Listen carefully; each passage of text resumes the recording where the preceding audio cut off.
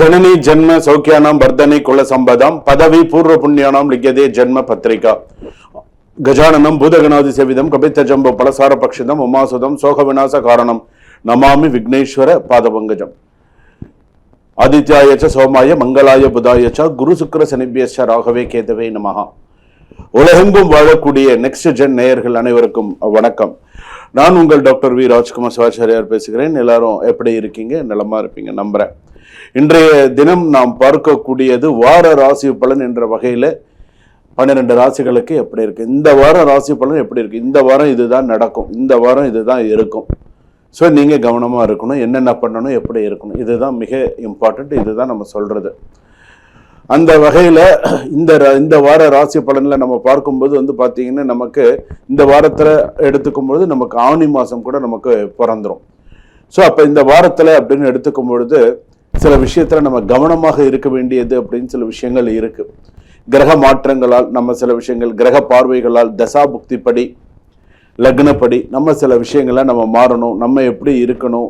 இப்போ நம்ம தினமும் வேலைக்கு போகிறோம், வரோம், தினமும் நம்ம ஒரு பிஸ்னஸ் பண்ணுறோம், வெளியில் போகிறோம், ஆயிரம் இடத்துக்கு நிறைய இடம் போகிறோம், வரோம், நிறைய விஷயங்கள் போகிறோம். வெளிநாட்டில் இருக்கிறவங்க, உள்நாட்டில் இருக்கிறவங்க, ஒவ்வொருத்தரும் ஒவ்வொரு விஷயத்தை எதிர்பார்த்து இருக்கக்கூடியவர்கள், திருமணத்தை எதிர்பார்த்து இருக்கக்கூடியவர்கள், ஒரு வீடு வாங்குவேனா, ஒரு வீடு கட்டுவேனா, ஒரு இடம் இப்போனா என்னோட பிரச்சனைகள் தீருமா, குழந்தைகளுடைய அடுத்த கல்வி படிப்புக்கு என்ன செய்யறது, இந்த மாதிரியான சில குழப்பங்கள், மனக்குழப்பங்கள், இந்த மாதிரி நிறைய விஷயங்கள் எல்லாமே இருக்கும்.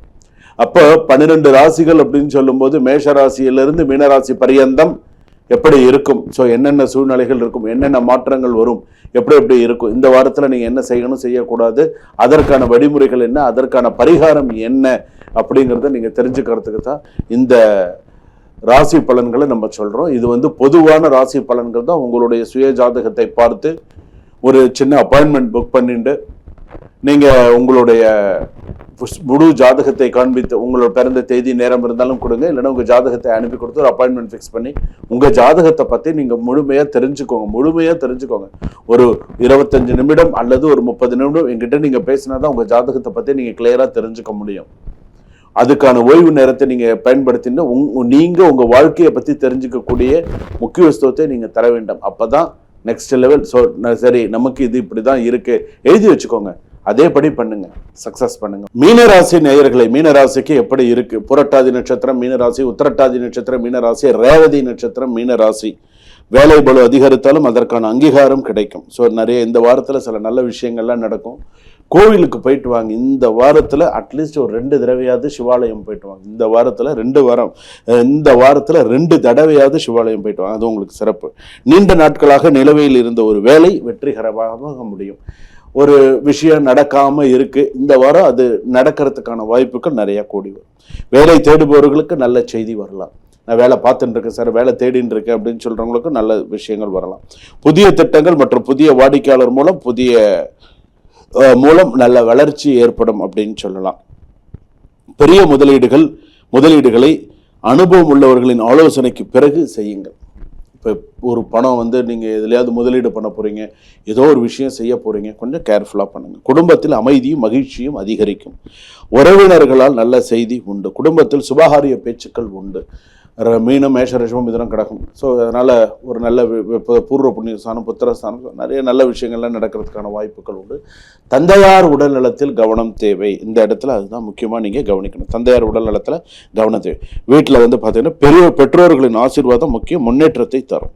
அதே போல் பார்த்தீங்கன்னா திருமணம், மறுமணம் இதெல்லாம் சிறப்பாக நடக்கிறதுக்கான வாய்ப்புகள், அதற்கான பேச்சுவார்த்தைகள் நடப்பதற்கான வாய்ப்புகள் உண்டு.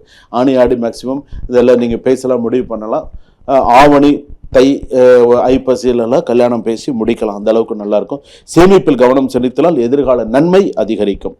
வீடு, நிலம், வாகனம் போன்ற தொடர்பான முயற்சிகளில் முன்னேற்றம் உண்டு. அது மாதிரி ஏதாவது விஷயத்தில் இருக்கீங்களோ அதுக்கெல்லாம் நல்ல முன்னேற்றம் உண்டு. அதற்கான விஷயங்கள்லாம் நிறையா இருக்கும். கூடியமான வரையில் அரசாங்க உத்தியோகத்தில் இருப்பவர்கள், குறிப்பாக போக்குவரத்து கழகம் மற்ற விஷயத்தில் இருக்கக்கூடியவர்கள், உயர் அதிகாரிகள், இந்த மாதிரி உங்களுக்கு கீழே இருப்பவர்கள் கூடியமான வரையிலும் யாரையும் ஏமாற்றாமல் நேர்மையாக பண்ணுங்க.